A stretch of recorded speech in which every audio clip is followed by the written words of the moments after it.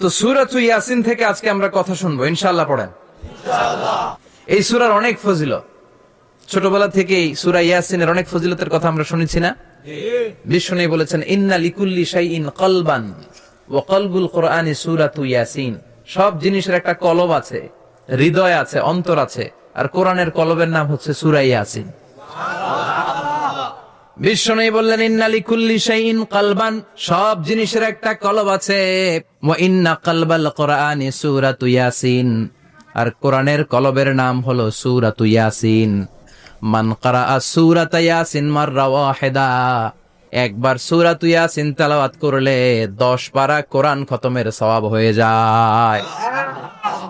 বিষ্ণু বলতেন, ইন্না ফিল জাসাদি মুদগা, দেহে একটা গোশতের টুকরা আছে। ইযা সালুহাত সালুহাল জাসাদু কুল্লু, এই দেহের গোশতের টুকরা যদি ভালো হয়ে যায়, পুরো দেহটারে ভালো করে দেয় কে? এই দেহের গোশতের টুকরাটা যদি পচে যায়, পুরো দেহটারে নষ্ট করে দেয় কে? বিশ্ব নবী বললেন, আলা ওয়াহিয়াল কলব, ওই টুকরাটার নাম হলো কলব। টুকরাটার নাম কি? এজন্য কলবের মধ্যে আল্লাহর জিকির বসাইতে হবে। কি বসাবেন? নাকি আয়না বসাবেন? আয়না বসায় না? আয়না বসাইয়া দে মোর দয়াল বাবা, কেবলা কাবা, সব মুখস্থ। আয়না বসাইয়া দে মোর। নবীর কলবে আয়না বসায় নাই নবী। সেদিন আবু বকর, উমারে ফারুক, কেউ আয়না বসাইছে? আবু হানিফা, শাফিঈ, এরা কলবের মধ্যে আয়না বসাইছে? বসাইছে জিকির। চিল্লায় বলেন, বসাইছে কি? এজন্য আল্লাহ বললেন, আলা বিযিক্রিল্লাহি তাতমাইন্নুল কুলুব। দুনিয়ার কোন জিনিস দিয়ে কলব ঠান্ডা হয় না, দুনিয়ার কোন জিনিস দিয়ে কলব পরিচ্ছন্ন হয় না। কলব শুধু পরিচ্ছন্ন হয় একটা জিনিস দিয়ে, লা ইলাহা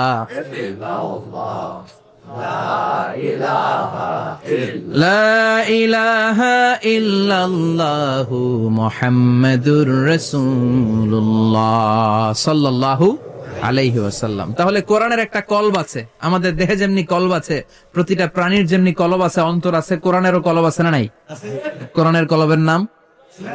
চিল্লায় বলেন, কোরআনের কলবের নাম। আবার বিশ্বনবী বলতেন, ইকরাউ আলা মাউতাকুম সূরাতা ইয়াসিন, তোমাদের মুমূর্ষু ব্যক্তিদের সামনে বসে সূরাতু ইয়াসিন তেলাওয়াত করো। রূহ চলে যাবে, মৃত্যুর একেবারে দ্বার প্রান্তে দাঁড়িয়ে এই মুহূর্তে তার পাশে বসে পড়তে আরম্ভ করেন, ইয়াসিন ওয়াল কুরআনিল হাকীম ইন্নাকা লামিনাল মুরসালিনা আলা সিরাতিম মুস্তাকিম। ওই ব্যক্তির ঈমানের মৃত্যু দান করে দিবে কে? মৃত্যুর কষ্ট হালকা করে দিবে কে? আবার বিশ্বনবী বলতেন, রাত্রিবেলা যে ব্যক্তি একবার সূরাতু ইয়াসিন তেলাওয়াত করে ঘুমাতে যায়, সকালবেলা নিষ্পাপ অবস্থায় তারে ঘুম থেকে জাগাবে কে? তাহলে এই সূরার মর্যাদা কম কম না বেশি বেশি? কলবুল কোরআন, এটা কোরআনের কলব। একবার পড়লে 10 পারার সওয়াব। আবার মুমূর্ষু ব্যক্তির সামনে বসে সূরা ইয়াসিন তেলাওয়াত করতে বলা হয়েছে।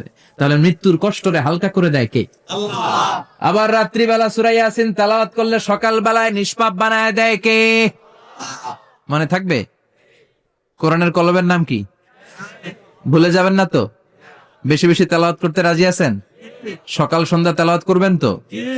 সূরা ইয়াসিন ছাড়াও এই সূরার অনেকগুলো নাম তাফসীর গ্রন্থে পাওয়া যায়। এই সূরার একটা নাম হচ্ছে সূরাতুল কাদিয়া। সূরাতুল কাদিয়া, তাকদি হাজাতা কারিইহা। যে এই সূরা তেলাওয়াত করে ওই তেলাওয়াতকারীর যে হাজত আছে, প্রয়োজন আছে, এই সূরার বরকতে আল্লাহ তার প্রয়োজন পূরণ করে দেয়। আমাদের জীবনে প্রয়োজন আছে না নাই? কার কাছে চাইবো? বিপদে পড়লে কারে বলবো? আমরা বিপদে পড়লে প্রথমে শেয়ার দেই ফেসবুকে। কোথায় শেয়ার? আগে শেয়ার দিব কার কাছে? মনে থাকবে? বিপদে পড়লে ফেসবুকে শেয়ার দিব না, বন্ধুরে শেয়ার করব না, বউয়ের কাছেও পরে শেয়ার করব, আগে শেয়ার করব কার কাছে? মনে থাকবে? এজন্য বিশ্বনবী বলতেন, এই সূরার নাম সূরাতুল কাদিয়া। মানুষের হাজত পূরণ করে দেয়। এই সূরা তেলাওয়াত করে যদি আপনি আল্লাহর কাছে কোনো বিপদ থেকে পানা চান অথবা কোনো প্রয়োজন নিয়ে দোয়া করেন, সূরার বরকতে প্রয়োজনটা পূর্ণ করে দেয় কে?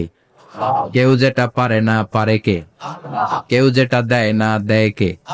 কেউ যেটা শুনে না শুনে কে? তাহলে পেলাম সূরাতুল কাদিয়া। আরেকটা নাম আছে সূরার, সেটা হচ্ছে সূরাতুল আযীমা, সুমহান সূরা। কি সূরা? সুমহান, আযীমা। এই আজিম আর আজিমা এই শব্দ দুইটা অনেক দামি, আল্লাহ যে কোনো জায়গায় ব্যবহার করেন নাই।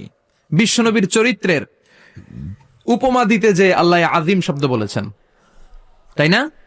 রব্বুল আলামিন বলেন, ওয়া ইন্নাকা লাআলা খুলুকিন আযীম। ও নবী, সাধারণ কোন চরিত্র আপনারে আমি দেই নাই, আপনারে আমি দিয়েছি আজিম একটা চরিত্র। খুলুকুন আযীম, and verily indeed you are on a very good standard of character. অসাধারণ চরিত্র দিয়েছে। বিশ্বনবীর চরিত্র বুঝাতে যে আল্লাহ কি শব্দ ব্যবহার করেছেন? কথা বলে না, তাফসীর শিখে যেতে হবে। কোন শব্দ ব্যবহার করেছেন? আজিম। আবার আল্লাহ নিজের পরিচয় দিতে যে আজিম বলেছেন, ওয়ালা ইয়াউদুহু হিফযুহুমা ওয়া হুয়াল আলিয়্যুল আযীম। সুবহানাল্লাহ। আকাশ জমিনের নিয়ন্ত্রণ করতে যে আল্লাহ কখনো ক্লান্ত হয় নাকি? কারণ তিনি হচ্ছেন আল আলিয়্যুল আযীম। আল্লাহু আকবার। তার মানে নবীর চরিত্রের ক্ষেত্রে আজিম, আল্লাহর নিজের সত্তার ক্ষেত্রে আল্লাহ বললেন আযীম। আবার বললেন কিয়ামতের দিন গোটা পৃথিবীটারে আমি নাড়িয়ে দেব, গোটা পৃথিবীতে একটা আমি ভূমিকম্প দিব। এই কথাও কোরআনে আছে না নাই? ইযা জুলজিলাতিল আরদু জিলজালাহা আল কারিয়াতু মাল কারিয়া। পুরো পৃথিবী কাঁপিয়ে দিব। এই কাঁপাকাঁপিটা ওই দিনের ভূমিকম্পটা কি অন্যান্য সময়ের ভূমিকম্পের মতো হবে? এই ভূমিকম্পকে আল্লাহ বলেছেন আজিম। ইন্না জালজালাতাস সাআতি লা শাইউন আযীম। সেদিনের ভূমিকম্প সাধারণ কোন আর্থকোয়েক নয়, সাধারণ ভাইব্রেশন না, এটা আযীম। আবার আল্লাহ কোরআনকেও আযীম বলেছেন, ওয়ালাকাদ আতাইনাকা সাবআম মিনাল মাসানি ওয়াল কুরআনাল আযীম। ও নবী, আমি আপনারে নিত্য পাঠনীয় সপ্তবাক্য সূরাতুল ফাতিহা দিয়েছি, সাথে সাথে কোরআনে আযীম দান করেছি। সুবহানাল্লাহ। তার মানে কোরআনের ক্ষেত্রে আযীম, কিয়ামতের ভূমিকম্প এটা আযীম, আল্লাহ নিজেও আযীম, বিশ্বনবীর চরিত্র। আবার এই সূরাটাও যেহেতু দামি, এজন্য এই সূরার নাম সূরাতুল আযীমা, সূরাতুল সুমহান সূরা। এটা যেন তেন সূরা নয়, এটা তো কোরআনের কলব। কলব ছাড়া মানুষ বাঁচে? হার্ট ফাউন্ডেশনে যেয়ে দেখবেন মানুষের কি অবস্থা। হৃদরোগ, হৃদয় যার নষ্ট, তার যে কত কষ্ট। এই যে কি পরানো লাগে এখন, রিং পরায়, এনজিওগ্রাম, এনজিওপ্লাস্টি করে আর্টারি ব্লক করে ফেলে। চর্বি, এত চর্বি আমরা খাই, এত গরুর গোশত আমরা খাই। মনে রাখবেন, যেই প্রাণীর পা বেশি ওইটার ভিতরে কোলেস্টেরল বেশি। মাছের কয় পা? হ্যাঁ, নাই, এখানে নাই, মাছের পাটা নাই, কোলেস্টেরল নাই। মুরগির কয় পা? জোরে বলতে হবে। তার মানে কিছু কোলেস্টেরল আছে না নাই? গরুর কয় পা? কোলেস্টেরল বেশি না কম? এইবার কোন চিংড়ির কয় পা? সবচেয়ে বেশি কোলেস্টেরল কন্টেইন করে শ্রিম্প, প্রন, চিংড়ি। এজন্য এগুলো কম খাইতে হবে। তবে 40-এর আগে যারা আছেন ধুমায়া খান, 40-এর পরে এই যে মাটন, ল্যাম্প, ছাগলের গোশ, খাসির গোশ, চিংড়ি, এগুলো আপনার ডায়েট থেকে বাদ দিয়ে দিতে হবে। বুঝতে পেরেছেন? এজন্য এই সূরাটা যেন তেন সূরা নয়, এটা তো কোরআনের কলিজা, হার্ট, হৃদয়। এজন্য সূরাটা সূরাতুল আযীমা। সুবহানাল্লাহ পড়েন। তার মানে 1 নম্বরে পেলাম সূরাতুল কাদিয়াহ, 2 নম্বরে পেলাম সূরাতুল আযীমা, 3 নম্বরে সূরার আরেক নাম হলো সূরাতুল মুইম্মা। সূরাতুল মুইম্মা। মুইম্মার 2 অর্থ। এক অর্থ হচ্ছে এটার বরকতটা আম, সবার জন্য, যেই পড়ে সেই বরকত পায়, এজন্য মুইম্মা। আবার মুইম্মার আরেক অর্থ হচ্ছে যেই সূরা শত্রুকে অন্ধ করে দেয়। কি করে দেয়?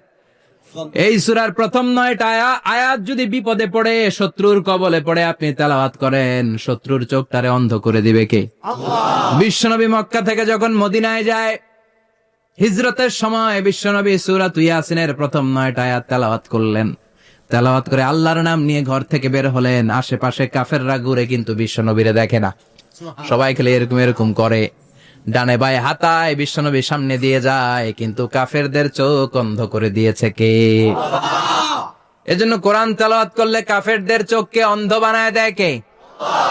এজন্য সূরার একটা নাম হচ্ছে সূরাতুল মুইম্মা। কি নাম? অন্ধ করে দেয়। তাফসিরে কুরতুবির মুসান্নিফ ইমাম আল কুরতুবি, উনাকে জালিম বাদশা বন্দী করেছেন। ওনার তাফসিরে এসেছে উনি শক্তিশালী লোক ছিলেন, জেলখানা ভেঙে বাঁচার জন্য দিছে দৌড়।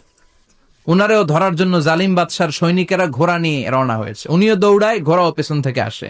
ওমিয়া মানুষ কি ঘোড়ার দৌড়ের সাথে পারে? উনি হাঁটতে হাঁটতে হয়রান হয়ে এক বালুর ময়দানে যে ধপাস করে পড়েছে। ওরাও ঘোড়া দিয়ে এসে নেমেছে, কিন্তু আজীব তামাশা, উনি বালুতে ধপাস করে পড়েই সূরা ইয়াসিনের প্রথম 9 আয়াত তেলাওয়াত করতে শুরু করেছেন। ওরা নিচে নেমে ডানে বায়ে সামনে পিছনে খালি খুঁজে, কিন্তু দেখে না, সামনে কিন্তু বসা। ওদের চোখটা অন্ধ করে দিছে কে? বিশ্বাস হয়? ঈমান হয়? এজন্য বিপদে পড়লে সূরা ইয়াসিনের প্রথম 9 আয়াত পড়তে রাজি আছেন? আল্লাহ তুমি তৌফিক দাও। আরো জোরে পড়েন আমিন।